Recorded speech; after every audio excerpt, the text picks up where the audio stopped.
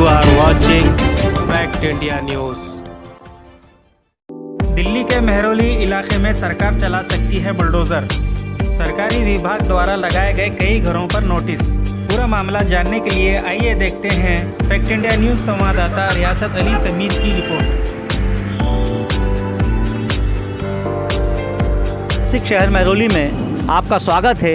मैं रियासत Ali Sameer fact India news के लिए आपके सामने उपस्थित हूँ।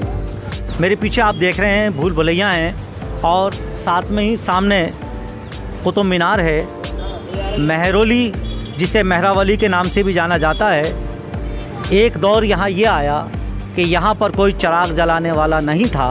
कहा जाता है कि यहाँ चिराग पूरी तौर से गुल हो चुका था।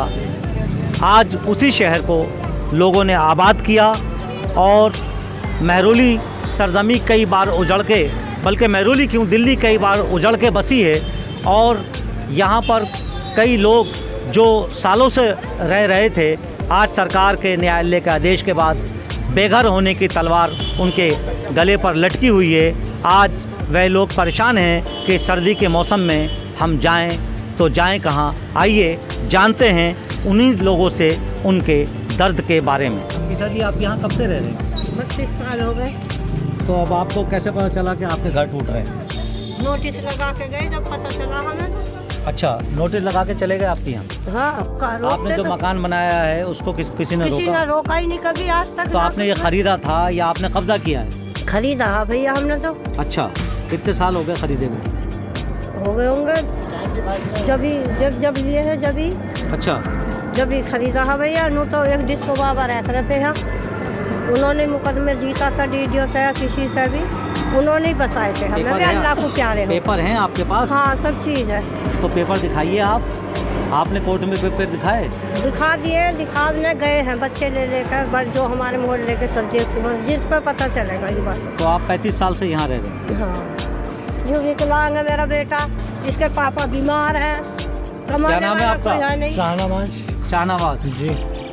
देखिए, सरकार विकलांग को नहीं देखती, सरकार अपने सबूतों को और कागजों को देखती है। ये ज़मीन आप कह रहे हैं कि आपने खरीदी है? पहले सबूत इतनी जल्दी बना के भी तो ना दिया करे, रात दिन भागे फिरा करे, जब भी तो कोई सबूत ना बना के दिया करे। आप कितने साल से, आपका क्या नाम है? हमें भी होगा कम से कम 35 साल। हम आज का रह रहा ही, 13 दिन का रह रहा। अच्छा, ही आगो सारो है क्या करा नू थोड़ी पता ही कैसे करांगा भैया हैं। हमें अपने पेट में से काट के है नहीं झुग्गी झोपड़ी बनाई, उसमें भी हमें कोई नाजीम दे रहा, तो अब कोई ऐसे थोड़ी होती है। अब हमें नू थोड़ी पता ही। अब ऐसे आप सरकार से क्या कहना चाहती हैं? अब भैया हम तो यही कहना चाहते हैं कि अगर हमें उजाड़ो तो कहीं दे दियो। जाएंगे हम, अब भी उजाड़ देंगे तो हम क्या उनका कुछ बिगाड़ लेंगे? जी। हम तो आज भी गरीब है, पहले भी गरीब ही।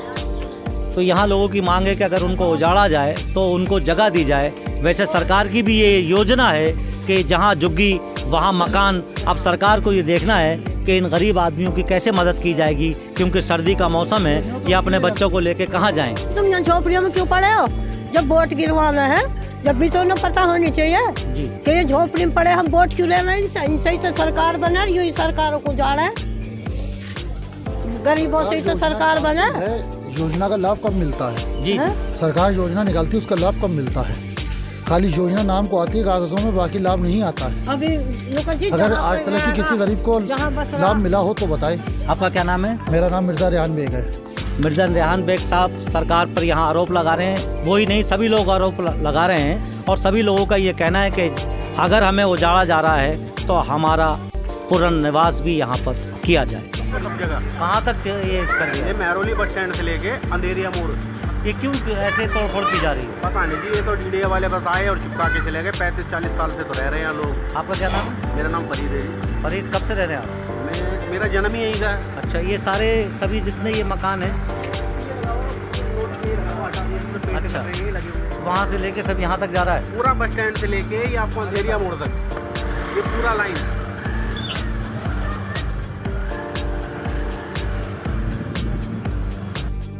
आप ये जो ऊंची ऊंची इमारत देख रहे हैं, इनमें रहने वालों के लिए आने वाला नया साल किसी प्रलय से कम नहीं, क्योंकि प्रशासन के आदेश पर यहाँ रहने वाले लोगों के आशियाने तोड़ दिए जाएंगे।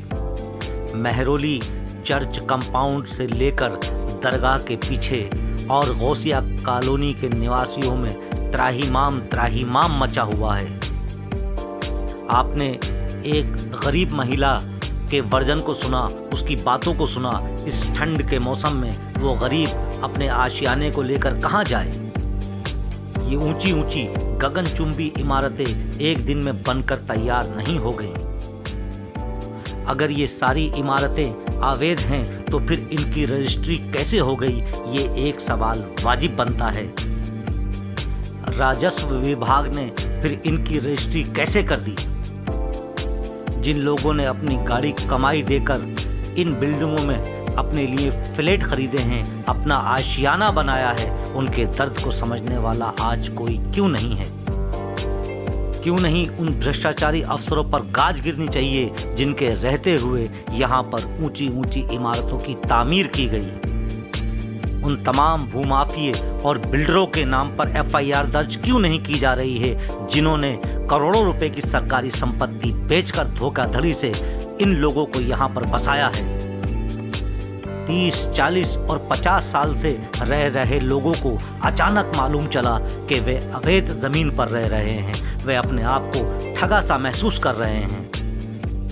दिल्ली सरकार को कोई ठोस कदम उठाना चाहिए ताकि 30-35 हज़ार लोग जो बेघर होंगे उनकी सुध लेने के लिए कोई ना कोई यहाँ नीति लाई जाए। नहीं तो यही कहना पड़ेगा कि राजनीतिक और प्रशासनिक भ्रष्टाचार ने लोगों को छला है, लोगों को ठगा है। अब देखना यह है कि दिल्ली सरकार इस संदर्भ में क्या प्रशासनिक कदम उठाती है। समाज सेवी इरफान अली साहब के साथ बैठे हैं और क्योंकि इरफान अली साहब समाज के हित में उन लोगों के लिए कार्य कर रहे हैं जिन लोगों को यहाँ से विस्थापित किया जाना है। आइए जानते हैं इरफान अली साहब। रजिस्ट्रियाँ हैं, जब रेवेन्यू रिकॉर्ड के हिसाब से वो लैंड उनकी आती थी तो वो लैंड के क्रॉस बाउंड्री उन्होंने नहीं किया और उसका बिल्डर जो भूमाफिया लोग थे उन्होंने उसका फ़ायदा उठाया, उसके अंदर बिल्डिंगें बनाई, उनको रजिस्ट्री करके दी।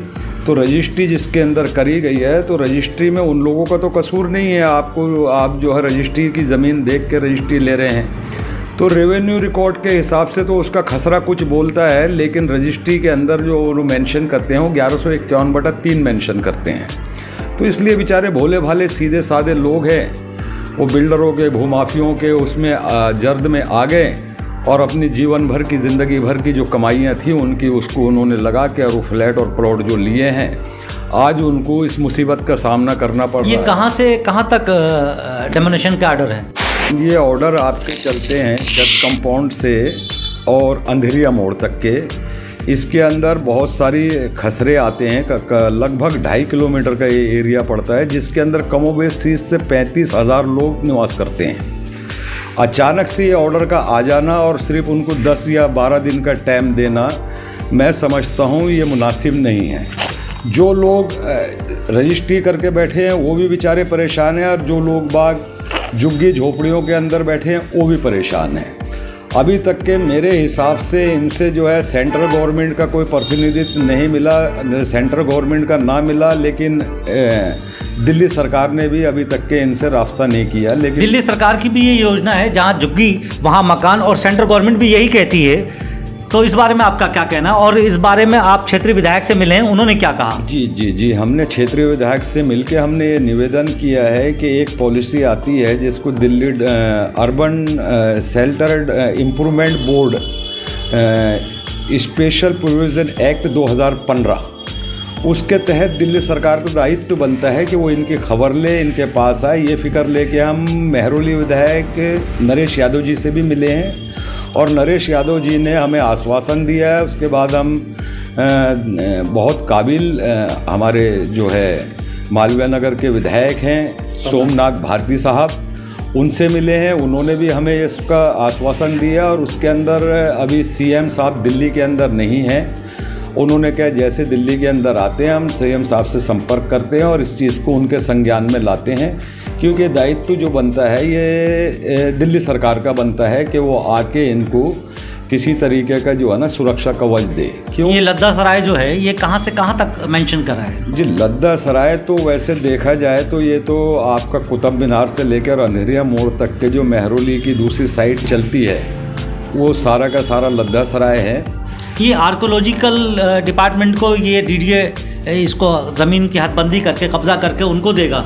जी जी जी, इसके अंदर अभी डीडीए ने फ़िलहाल जो नई ये तारीखें पड़ी है कोर्ट के अंदर जो पेश हुए हैं और उसमें इन्होंने अपनी एक स्टेटमेंट दी है कि हम लद्दा सराय में से किसी प्रकार का कोई धार्मिक स्थल, चाहे वो कब्रिस्तान हो, मज़ार हो, उसके अंदर मस्जिद आती हो। तो इसमें वक्फ बोर्ड का क्या रोल है? वक्फ बोर्ड की भी प्रॉपर्टी आती है यहाँ पर? वक्फ बोर्ड के इसके अंदर बहुत सारे खसरे आते हैं। कुछ खसरे इनमें से अंडर स्टे है, जिसमें से डीडी अधिकारियों का कहना है कि जो चीज़ लिटिगेशन के अंदर है वहाँ पे अभी हम किसी प्रकार की तोड़ फोड़ नहीं करेंगे। तो उसमें वक्फ बोर्ड की जिम्मेदारी बनती है कि वो आके और अपने खसरों को जो है ना।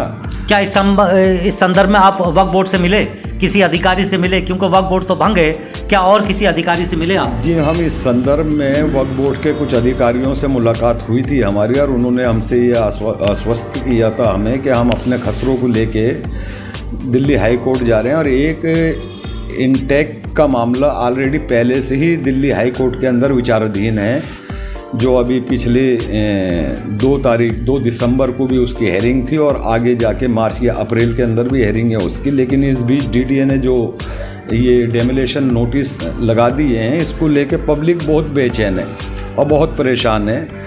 तो इसमें वक्फ बोर्ड के खसरे और डीडीए की जो लड़ाई है उसके अंदर ये जो गरीब जनता पिस रही है, उसके अंदर सीधी सी बात प्रशासन से ये अपील करना चाहता हूँ कि इनको रूखे सूखे आश्वासन ना दे, क्योंकि जिस लैंड के अंदर ये रह रहे हैं उस लैंड के अंदर नेताओं को भी आगे चल के बड़ी कठिनाइयाँ आएगी और चाह के भी इन लोगों की मदद ये नहीं कर पाएंगे, क्योंकि ये जो खसरे हैं ये जो है गैर आबादी के खसरे हैं। लाल डोरा इसमें नहीं आता है, रिज एरिया आता है, ग्रीन बेल्ट आती है, एक्वायरमेंट लैंड आती है। तो इनका नेता चाह के भी कोई मदद नहीं कर सकते। मैं दिल्ली के खास करके मेहरौली के एमएलए साहब से और दिल्ली के मुख्यमंत्री साहब से ये रिक्वेस्ट करना चाहता हूँ कि Delhi urban shelter improvement board के तहत स्पेशल प्रोविज़न एक्ट 2015 के तहत वो इनकी खुल के मदद करे। ये अपील मेरी जो है दिल्ली सरकार से है। और जो सामाजिक लोग हैं जो इनके भला करना चाहते हैं, मदद करना चाहते हैं, वो इनको कानूनन ऐड पहुँचाए।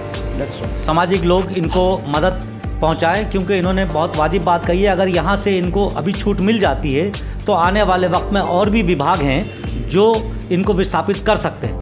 हमारे चैनल को सब्सक्राइब करें, वीडियो को लाइक और शेयर करें, बेल आइकन बटन जरूर प्रेस करें ताकि इस तरह की हर खबर आप तक पहुंचती रहे।